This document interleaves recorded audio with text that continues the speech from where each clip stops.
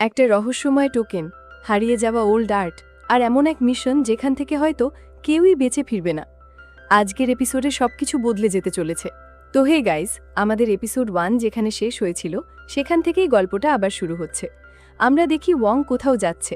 যেতে যেতে ওয়ং বলতে থাকে, এটাই সম্ভবত সেই জায়গা যেখানে আমাকে পাঠানো হয়েছে, কিন্তু ফোনে তো তেমন কিছু বলা হয়নি, শুধু এতটুকু বলা হয়েছিল যে এখানে ওল্ড আর্ট রয়েছে, কিন্তু জায়গাটা আমার একটু সন্দেহজনক লাগছে। এটা বলেই ওয়ং সেখান থেকে চলে যেতে লাগে। ঠিক তখনই দেখা যায় সেখানে একটা ক্যামেরা লাগানো রয়েছে আর কেউ একজন ওয়ংয়ের ওপর নজর রাখছে।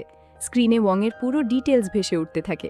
এরপর ওয়ং একটা বিশাল বিল্ডিংয়ের সামনে গিয়ে দাঁড়ায় এবং নিজের হাতে থাকা গোল্ডেন টোকেনটার দিকে তাকিয়ে বলতে থাকে, শেষ পর্যন্ত এই টোকেনের সঙ্গে ওল্ড আর্টের কী সম্পর্ক আছে। এরপর সিন কাট হয়ে যায়। তারপর আমরা কিং মু নামের এক ব্যক্তিকে দেখি, যে সিক্রেট ক্ল্যানের হেভেন ডিপার্টমেন্টের লিডার। তখনই একটা মেয়ের কণ্ঠ শোনা যায়। সে বলে, ক্যাপ্টেন, আপনার জন্য একজন গেস্ট এসেছে। তখন ক্যাপ্টেন বলে, তাকে ভিতরে পাঠাও। এরপর দেখা যায় ওয়ং সেখানে এসে পৌঁছায়। ওয়ং বলল, তোমার কি সত্যিই বিশ্বাস ছিল যে আমি এখানে আসব? তখন কিংমু, যাকে আমরা এখন থেকে ক্যাপ্টেন বলবো, সে বলতে শুরু করে, ওল্ড আর্ট একাডেমি শেষ হয়ে গেলেও আমি জানতাম তুমি এত সহজে ওল্ড আর্টকে ছাড়বে না।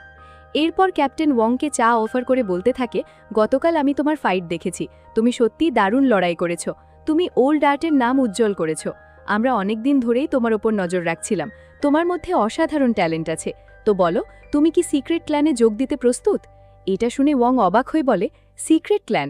এরপর ক্যাপ্টেন তাকে সিক্রেট ক্ল্যান সম্পর্কে বুঝিয়ে বলতে থাকে, আমরা বিভিন্ন ধরনের মিশন সম্পন্ন করি এবং সেই মিশনগুলোতে প্রাচীন গুপ্তধন খুঁজে বের করি, তারপর সেগুলোকে নিরাপদ স্থানে সংরক্ষণ করি। ওয়ং তখন জিজ্ঞেস করে, আপনার এত বিশ্বাস ছিল যে আমি সিক্রেট ক্ল্যানে যোগ দেব? এরপর ওয়ং কিছুক্ষণ চিন্তা করে বলতে থাকে, তাহলে কি কলেজটাকে বাঁচানোর আর কোনো উপায় নেই? এটা শুনে ক্যাপ্টেন বলে, কলেজটাকে বাঁচানোর সম্ভাবনা এখন খুবই কম, কারণ ওখানকার তাওবাদী কাল্টিভেশনের গোপন টেকনিক বহু আগেই হারিয়ে গেছে। আর হ্যাঁ, বাইরের লোকেদের কাছে আমাদের গ্রুপের নাম স্টার গ্রুপ হলেও আসল নাম হচ্ছে সিক্রেট ক্ল্যান।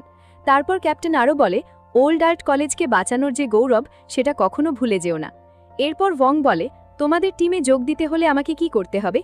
ক্যাপ্টেন জবাব দেয়, প্রথমে তোমাকে একটা টেস্ট দিতে হবে। একটা বিশেষ মিশনের টেস্ট পাশ করলেই তুমি আমাদের দলে যোগ দিতে পারবে।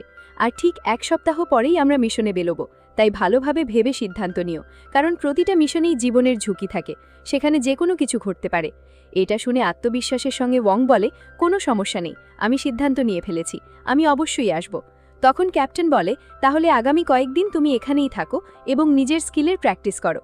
এরপর ক্যাপ্টেন ওয়ংকে একটা জিনিস দিয়ে বলে, এটা তোমার ওয়েলকাম গিফট, এটা বিশেষভাবে তোমার জন্য তৈরি করা হয়েছে। এটা হলো অ্যাডভেঞ্চার ওয়াচ। সে আরও বলতে থাকে, এই ওয়াচের বিশেষ ক্ষমতা হলো লোকেশন ট্র্যাক করা, বিপদের সময় সিগন্যাল পাঠানো এবং তোমার শরীরের ফিজিক্যাল অ্যাক্টিভিটিও মনিটর করা। আশেপাশে কোনো বিপদ থাকলেও এটা সঙ্গে সঙ্গে ডিটেক্ট করতে পারবে। ওয়ং ঘড়িটা পরে খুশি হয়ে বলে, এত অসাধারণ জিনিস দেওয়ার জন্য ধন্যবাদ। এরপর দেখা যায় ক্যাপ্টেন উড়ে অন্য এক জায়গায় যায় এবং ওয়ংকে আরেকটি জিনিস দিয়ে বলে, এটাও সঙ্গে রাখো, মিশনে কাজে লাগবে। তারপর ক্যাপ্টেন বলে, এখন সবকিছু তোমার ওপর নির্ভর করছে, তুমি এই মিশনে সফল হবে কিনা সেটা আমরাও জানি না, এমনকি এই মিশন কেমন হবে সেটাও অজানা। এরপর সে আরও বলে, আর যদি তুমি অমর হওয়ার পথ খুঁজতে চাও তাহলে নিজের পরিশ্রমে সেটা অর্জন করো, ভুল পথে চলে গেলে আমাদের কাছে এসো, আমাদের কাছে অনেক উপায় আছে। এরপর ক্যাপ্টেন ওয়ংকে একটা মাস্ক দেয় এবং বলে, তোমাকে নিজের পরিচয় বদলাতে হবে, যাতে শত্রুরা তোমাকে চিনতে না পারে। এরপর গল্পে 7 দিন পরে দৃশ্য দেখানো হয়। সেখানে ক্যাপ্টেন আর ওয়ংকে দেখা যায়। ওয়ংয়ের পুরো গেটআপ বদলে গেছে, এখন তাকে আগের থেকে অনেক বেশি স্মার্ট লাগছে। আমার তো মনে হয় না এখন ওয়ংয়ের কোনো শত্রুই তাকে চিনতে পারবে। এরপর ক্যাপ্টেন নিজের টিম মেম্বারদের সঙ্গে ওয়ংয়ের পরিচয় করিয়ে দিয়ে বলে, এ হচ্ছে আমাদের নতুন অ্যাসেসমেন্ট টিম মেম্বার ওয়ং। তখন টিমের একজন সদস্য, যার নাম ইয়াওজি, ওয়ংয়ের সঙ্গে হাত মিলিয়ে বলে, welcome to the Hunter team. এরপর ইয়াওজি ওয়ংকে টিমের সবার সঙ্গে পরিচয় করিয়ে দেয়। সেখানে একটা মেয়ের নাম ছিল কিটি, আরেকজনের নাম ব্ল্যাক টাইগার, আর যে গাড়ি চালাচ্ছিল তার নাম ছিল ওল্ড মুভ। দেখা যায় টিমের সবাই নিজেদের প্রস্তুতি সম্পন্ন করে এসেছে।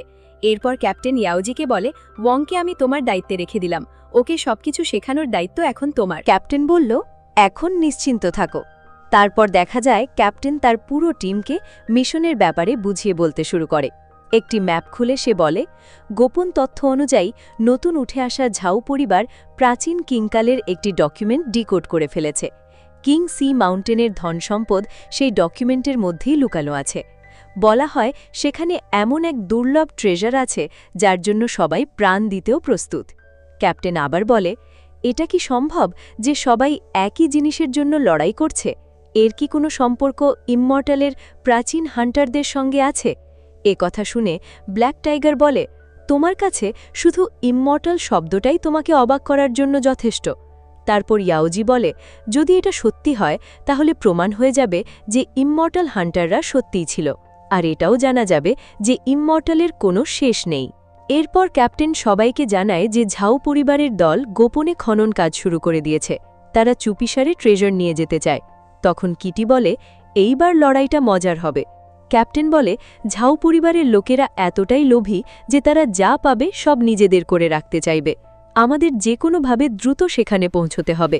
ব্ল্যাক টাইগার তখন অ্যাটিটিউড নিয়ে বলে, ঝাউ পরিবারের লোকেরা, আশা করি তোমরা নিজেদের সীমার মধ্যে থাকবে, না হলে আমাদের থেকে খারাপ কেউ হবে না। ক্যাপ্টেন বলে, আমরা আমাদের গন্তব্যের খুব কাছাকাছি, সবাই প্রস্তুত হও। তারপর ওয়াং নিজের কাছে থাকা একটা বন্দুক বের করে বলে, সত্যিই কি আমাকে এখানে বন্দুক ব্যবহার করতে হবে? ইয়াওজি তখন বলে, আমাদের টিমকে দেখো, আমরা কিভাবে বন্দুক ব্যবহার করি। আর হ্যাঁ, তোমার বন্দুকের ট্রিগার টানলেই সামনে যা থাকবে সব ধ্বংস হয়ে যাবে। আমাদের কাছে নতুন কাস্টমাইজড হাই এনার্জি বন্দুক আছে, তাই ভয় পাবার কিছু নেই। ঠিক তখনই এয়ারশিপে অ্যালার্ম বাজতে শুরু করে। ওল্ড মু বলে, আমরা 1 মিনিটের মধ্যে ল্যান্ডিং পয়েন্টে পৌঁছে যাব, আর সেখান থেকে 5 কিলোমিটার হেঁটে যেতে হবে, কারণ ভেতরে অনেক জঙ্গল, আমাদের বড় এয়ারশিপ সেখানে যেতে পারবে না। ব্ল্যাক টাইগার বলে, আমাদের টার্গেট ল্যান্ডিং পয়েন্ট থেকে অনেক দূরে। তারপর ওল্ড মু একটা ভালো জায়গা দেখে জঙ্গলের মধ্যে এয়ারশিপ ল্যান্ড করায়। এরপর সবাই মিশনের দিকে এগিয়ে যায়। ক্যাপ্টেন ম্যাপ দেখে বলে, আমাদের এখনও 4 কিলোমিটার যেতে হবে। কিছুক্ষণ পর দেখা যায় তারা তাদের লোকেশনের কাছাকাছি পৌঁছে গেছে। জায়গাটির নাম ব্লু স্টোন মাউন্টেন। ইয়াওজি একটি ড্রোন বের করে সামনে পাঠায় চেক করার জন্য। কেউ না থাকায় তারা লুকিয়ে একটি গুহার ভেতরে ঢুকে পড়ে। ক্যাপ্টেন ইয়াওজিকে জিজ্ঞেস করে, সামনের পথ কেমন? ইয়াওজি তাকে ডেকে বলে, এখানে 2টো রোবট আছে যারা গেট পাহারা দিচ্ছে। আমার মনে হয় ঝাউ পরিবারের লোকেরা ইতিমধ্যে ভেতরে ঢুকে গেছে। ইয়াওজি একটি ম্যাপ বের করে বলে, এটা আন্ডারগ্রাউন্ড প্যালেসের ম্যাপ যা ডিটেক্টর পাঠিয়েছে। এই ম্যাপ দিয়ে আমরা ঝাউ পরিবারের টিমের সব তথ্য আর লোকেশন দেখতে পারব। ক্যাপ্টেন বলে, ওরা কিভাবে যে এই রোবটগুলো আমাদের আটকাতে পারবে? তারপর দেখা যায় কিটি একপাশে গিয়ে গুলি চালানোর জন্য প্রস্তুত হচ্ছে। ইয়াওজি তার ড্রোন দিয়ে রোবটগুলোর মনোযোগ সরানোর চেষ্টা করে। রোবটগুলো ড্রোনকে দেখে আক্রমণ শুরু করে। ইয়াওজি ড্রোনটাকে এদিক ওদিক ঘোরাতে থাকে। হঠাৎ ড্রোন থেকে একটা জিনিস রোবটদের সামনে পড়ে, সেখান থেকে বিদ্যুতের মতো আলো বেরিয়ে রোবটগুলোর গায়ে লাগতেই তারা ডিঅ্যাক্টিভেট হয়ে যায় এবং হাঁটু গেড়ে বসে পড়ে। তারপর একটি রোবট থেকে একজন লোক বেরিয়ে এসে দেখে কি সমস্যা হয়েছে। এই সুযোগে কিটি দ্রুত আক্রমণ করে তাকে শেষ করে দেয়। অন্য রোবট থেকে আরেকজন বেরিয়ে পালাতে গেলে কিটি তাকেও শেষ করে দেয়। 2টি রোবট ধ্বংস হবার পর টিম দ্রুত ভেতরে ঢুকে যায়। ওয়াং দরজার দিকে তাকিয়ে মনে মনে বলে, এই দরজার ভেতরে ঢুকার পর জীবন পুরোপুরি বদলে যাবে। তখন ইয়াওজি বলে, চলো তাড়াতাড়ি করো। এরপর দেখা যায় সবাই এক অন্ধকার জায়গার মধ্যে প্রবেশ করেছে। টর্চ জ্বালিয়ে তারা সামনে এগোতে থাকে। এরপর আমরা দেখি তারা সবাই এগোতেই থাকে। তখন তাদের চোখে পড়ে কয়েকটি মৃতদেহ। ক্যাপ্টেন দেখে বলে, এদের সবাইকে যেন কোনো কাঁটাযুক্ত অস্ত্র দিয়ে মারা হয়েছে। তারপর ক্যাপ্টেন বলে, এখন থেকে আমাদের খুব সাবধানে পা ফেলে ফেলে এগোতে হবে, আর ভেতরে ঢুকেই প্রথমে তাদের কাজ বন্ধ করতে হবে। এরপর দেখি তারা অনেকটা ভেতরে ঢুকে গেছে। সেখানে 2 জন গার্ডকে দেখা যায় যারা পাহারা দিচ্ছিল। হঠাৎ একজন পাথর ছুঁড়ে তাদের দৃষ্টি অন্যদিকে ঘুরিয়ে দেয়। সেই সুযোগে একজনকে বিদ্যুতের শক দিয়ে সঙ্গে সঙ্গে মেরে ফেলা হয়।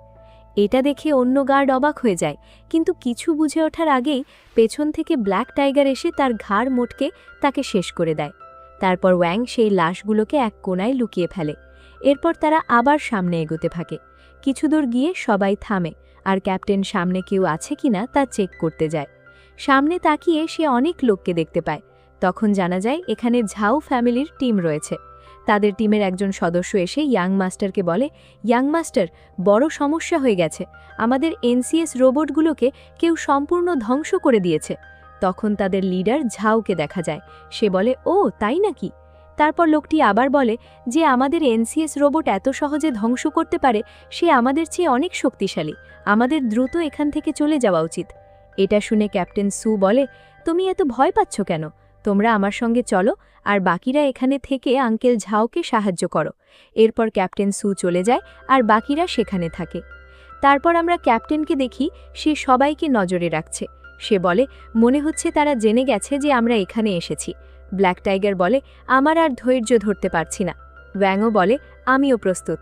তখন ক্যাপ্টেন বলে, আমি তাদের মনোযোগ নিজের দিকে টানব, তোমরা চারদিক থেকে ঘিরে ফেলো। এরপর ক্যাপ্টেন দড়ি ব্যবহার করে তাদের দিকে এগোতে থাকে। ঠিক তখনই কিটি তার বন্দুক দিয়ে একজনকে গুলি করে মেরে ফেলে।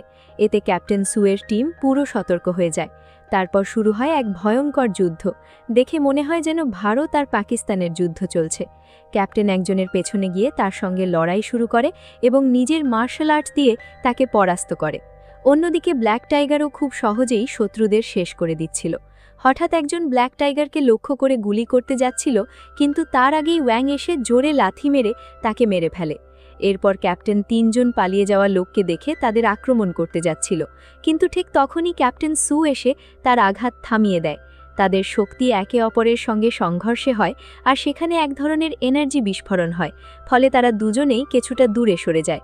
ক্যাপ্টেন সু তাকে বোঝানোর চেষ্টা করে, বন্ধু, এটা আমাদের ঝাও ফ্যামিলির জন্য খুব গুরুত্বপূর্ণ, তুমি এতে হস্তক্ষেপ করো না। কিন্তু ক্যাপ্টেন তার কথা না শুনে লড়াই চালিয়ে যায়। এদিকে কিটি স্কোপ লাগিয়ে পালিয়ে যাওয়া দুজনকে গুলি করে মেরে ফেলে।